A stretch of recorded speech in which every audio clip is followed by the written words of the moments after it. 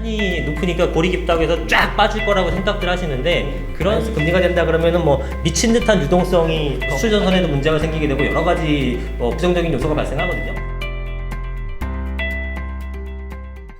형, 도대체 부동산 언제까지 오를까? 부동산 뭐 오를까 내릴까 왔다 갔다 해.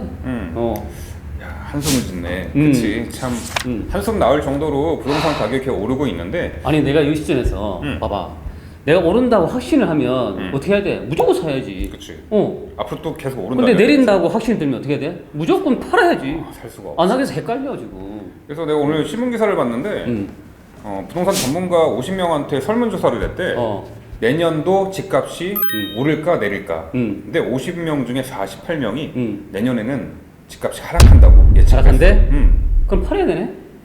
그렇지. 근데 팔면 또 양도세 폭탄 맞잖아. 그래서 지금 갈팡질팡한 이 부동산 시장 이 정책 때문에 사람들도 지금 집을 사야 되는 거냐 팔아야 되는 거냐 오락가락 하잖아. 근데 그게 너무나 궁금하고 어떻게 해야 되나 속이 막 마음이 답답해가지고 내가 서점에 간 거야. 아 역시 공부하는 자세가 돼 있다. 우리는 계속해서 공부하는 불인이들이잖아. 그렇지. 하나하나 탐구해 나가는 그 기쁨이 있는데 서점에 가서 내가 책을 쭉 둘러봤는데 야 내년도 대부분 하락장을 예상하는데 유일하게 앞으로 5년 동안에도 부동산 가격은 상승한다 라는 테마로 책을 낸 사람이 있어. 아니 네가 이게 책을 나한테 사줬잖아. 그래 네 말도 읽어봤잖아. 굉장히 좋더라. 근데 그 책 쓴 사람이 누군지 알아? 그 이승훈 소장님. 이승훈 소장인데 우리가 저번에 뭐 제2의 강남이 된다, 제2의 판교가 된다, 뭐 수도권을 산다.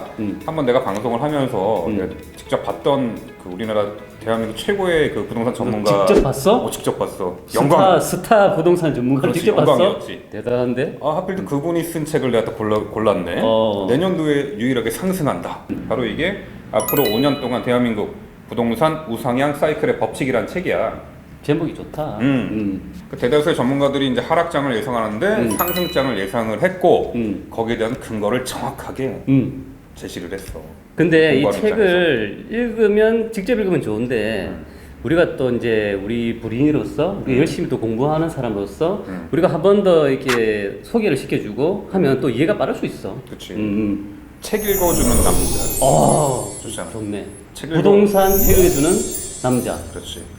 좋다. 그래서 우리가 읽어주자. 우리가 미리 리뷰를 좀 해드리는 방송을 하니까 우리도 공부가 되고 구독자 여러분들도 미리 선험적으로 우리 방송을 보시고 책을 또 읽으신다라면은 훨씬 더 도움이 되실 것 같아요. 그렇지.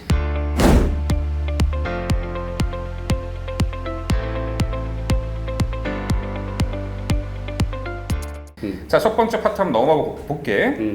자, 앞으로 5년 동안 대한민국 부동산이 상승할 수밖에 없는 7가지 법칙을 제시를 해주셨어. 자, 첫 번째 제1법칙은 전 세계의 유동성 공급은 계속된다. 자, 이런 법칙을 말씀해 주셨는데 유동성이 뭐야? 유동골뱅이도 아니고 유동성이 뭘까? 유동골뱅이. 술 좋아하니까 유동골뱅이 나오는구만. 그렇지. 골뱅이는 유동골뱅이지. 여튼 이제 유동성은 공급은 계속된다. 그러니까 돈이 계속해서 뭐 풀린다는 얘기인 것 같아. 그러니까 이제 전 세계적으로 지금 돈을 풀고 있잖아. 우리나라만 그런 게 아니라. 그러니까 돈을 푸는 이유가 있을 거라고. 돈을 푸는 이유가 뭐지? 경기 침체기에 사람들이 어찌됐든 그 소비를 촉진시키고 뭔가 자산을 사게끔 만들어서 경제 활성화를 도모하기 위해서 이제 돈을 푼다고 하더라고요. 그러니까 제가 보니까 경제의 기본 논리 같아. 경제를 활성화시키기 위한 근본적인 정책 하나가 돈을 이렇게 나라에서 많이 이렇게 풀물을 해서 돈이 경제가 돌물을 해가지고 사람들이 소비가 또 활성화되니까 경제가 잘 돌아서 뭔가가 활성화된다. 그 방법적인 론이 이제 금리를 인하시켜가지고 돈을 쉽게 빌려가라는 거잖아. 그럼 그 돈이 이제 풀린 돈이 시장에 막 엄청 많겠네. 그 돈이 어디로 흘러가겠네. 대부분 어디로 올라올 것 같아? 대부분 뭐 기본적으로 이제 뭐 원래는 이 기업으로 흘러 들어가가지고 기업에서 재투자를 해서 선순환 구조를 만들어서 다시 이런 또 경제가 활성화되게끔 만들어야 되는데 이게 어떤 투자적인 어떤 형태로 들어가가지고 주식이나 또 지금 코인 그리고 부동산 쪽으로 이제 들어가고 있는 것 같아. 아무래도 이제 생산적으로 설비 투자를 위해서 기업체에 많이 들어가 있는데 크게 이제 뭐 주식 시장에 들어가면은 그만큼 이제 그 기업의 어떤 그 투자금의 증대가 되니까 선순환 구조는 이루어질 수 있다고 보는데 그보다 큰 게 들어가는 시장이 아무래도 부동산이잖아. 그렇지. 그래서 금리를 인하했을 때 돈이 시장의 유동성이 증대됐을 때는 부동산 시장에 많이 이제 돈이 흘러 들어가잖아. 부동산 투자가 또 안정적이니까. 그렇지. 그래서 이제 일본 같은 경우가 예전에 이제 잃어버린 30년이라고 하잖아. 왜 30년을 잃어버렸을까? 뭐 일단 기본적으로 이 책 읽으면 알 수 있겠지만 그 일본에서 부동산 정책적으로 굉장히 어떤 그 경제적 완화를 했잖아. 부동산 정책을 완화를 해가지고 부동산 쪽으로 자금이 들어갈 수 있는 그런 환경을 만든 것 같아. 그렇지. 내가 책을 읽어봤는데 85년도에 엔고 현상으로 인해서 일본에서는 이제 금리를 상당히 인하를 시켰었대. 유동성을 증대시켜가지고 돈을 한마디로 많이 푸니까 국민들이 다 부동산 주식에다가 많이 투자를 한 거지. 근데 그러면서 이제 경제 구조를 바꾼다고 갑자기 89년도에 그 금리를 급격하게 인상을 시켰다고 하더라고. 한 6%까지. 2.5에서 6%까지 1년 만에 3.5% 금리 인상을 시키니까 자산 가치가 하락하기 시작하면서 완전히 일본 경제가 무너지게 됐죠. 그러니까 일본의 부동산이 끝도 없이 올라가가지고 아까 뭐 지난번에 얘기한 대로 부동산이 뭐 주택 하나가 200억, 300억 하는 그런 주택도 있었고 30년 전에 그 자금을 모두 소유해서 그 자금을 뭐 일시불로 현금으로 사는 게 아니라 대출을 하잖아. 그치. 대출을 해가지고 이제 그 말대로 금리를 올려버리면 그 대출은 어떻게 못 갚지. 그치. 못 갚으면 어떻게? 이제 연쇄적으로 그 망하는 거야. 연쇄구도 파산이 되는 거지. 그렇지. 그래서 이제 문제가 생긴 거지. 근데 미국 같은 경우는 그것도 극복해낸다? 미국은 왜 극복해내? 기축통화국이잖아. 달러 찍어내면 돼. 걔들은. 그냥 걔네들은 그냥 막 찍으면 돼 자기가 직접. 2008년도에도 그 서브프라임 모기지 미국발 유동성 위기가 나타났을 때도 결국은 그 대출을 갚지 못하는 사람들한테까지 심지어 주택 담보 대출을 100%까지 줬대. 만약에 대단하다. 5억짜리 집이 있으면은 그 신용도가 낮은 사람한테도 5억을 다 빌려준 그러니까 거야. 이제 집사라고. 그 대출금을 갚지도 못할 어떤 등급에 있는 사람들한테도 대출을 해줬다는 얘기잖아. 그러니까 결국 갚지 못하니까 유동성의 위기가 나타나고 이 부동산 시장이 막 하락하고 했는데 이걸 잡기 위해서 미국에서 했던 정책이 뭐냐면은 어떻게 했을 것 같아? 아까 말대로 뭐 달러를 그렇지. 막 달러를 막 찍었잖아. 찍어낸 거지. 달러 찍어내서 결국 미국은 그 위기를 넘겼는데 부도날 회사도 자금을 그냥 퍼부으면 살아난대. 그래서 달러를 막 찍어낸 것 같아. 그러니까 미국이 유일하게 그게 가능한 나라잖아. 미국은 그래서 이론적으로 부도가 날 수 없는 나라라고 하더라고. 그래서 전 세계 유동성 공급은 계속된다라는 제1법칙. 유동성 공급이 계속되니까 앞으로도 부동산 시장은 계속해서 우상향할 것이다. 가장 중요한 법칙인 것 같아. 그 여기서 책에서 얘기하는 걸 보면은 일단 유동성 이제 뭐 흡수하는 정책을 당분간에게 쓸 수가 없다 해서 이제 결국은 이제 장기적인 투자를 하는 게 좋겠다라고 이제 중장기적으로 보면 좋겠다고 얘기했거든. 근데 나는 이제 질문이 있어. 요 이승훈 소장님한테. 그러면 일단은 우리가 뭐 초보 투자자 입장이라든지 어떤 뭐 부동산 공부하는 사람 입장에서 부동산 투자 열풍이 너무 심하잖아. 영끌에다 해가지고 뭐 20대, 40대 사람들이 지금 부동산 엄청나게 살려고 했다고. 근데 지금 그 수요하는 사람들이 너무 많은 수요가 있기 때문에 부동산 가격이 또 올랐지 않나. 어떤 한 측면에서 그 두 관점은 또 어떨까 하긴 난 좀 궁금해. 우리가 이제 이승훈 소장 직접 이제 오시면은 한번 물어보자고. 물어볼까? 너 네 생각은 어때? 질문을 잘 못 들어서 딴 생각했어. 자기 할까 말하고 있어. 좀 그렇거든. 아니 그러니까 혼자 내 말도 좀 들어달라니까. 나는 다 들어줬어. 들어오는데 잠깐 정리가 안 됐어 지금. 비겁한 변명입니다. 그럼 이승훈 소장한테 물어보자. 부동산이나 뭐 실물 자산 쪽에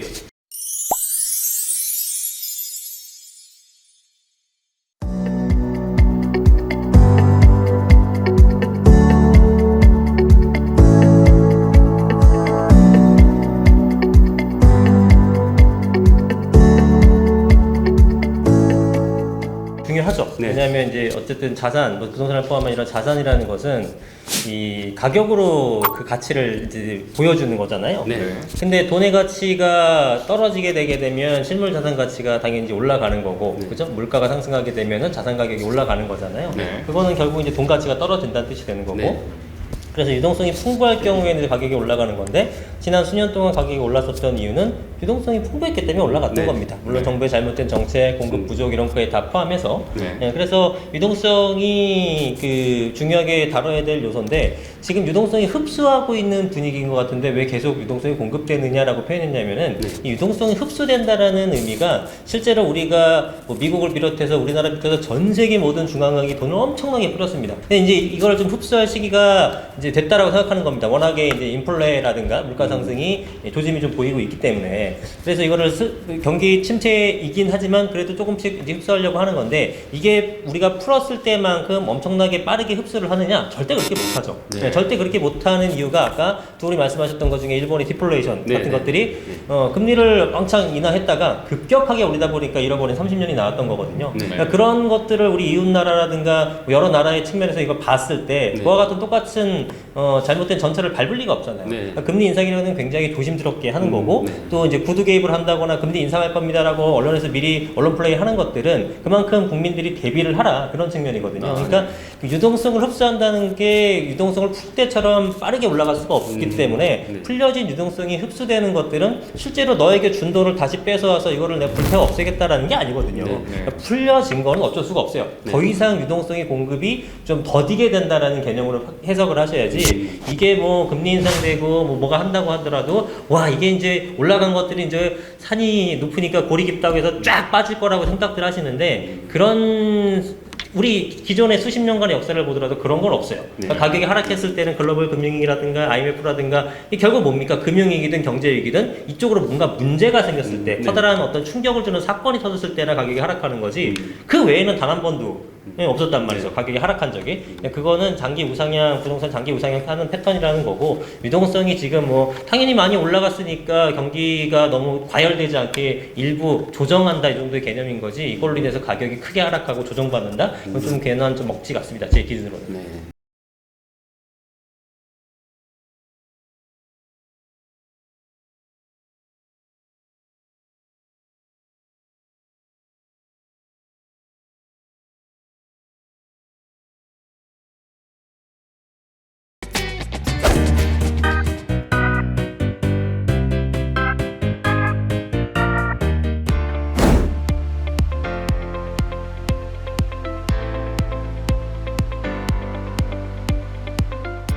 자, 다음 이 법칙이 이 저금리 시대는 끝나지 않는다.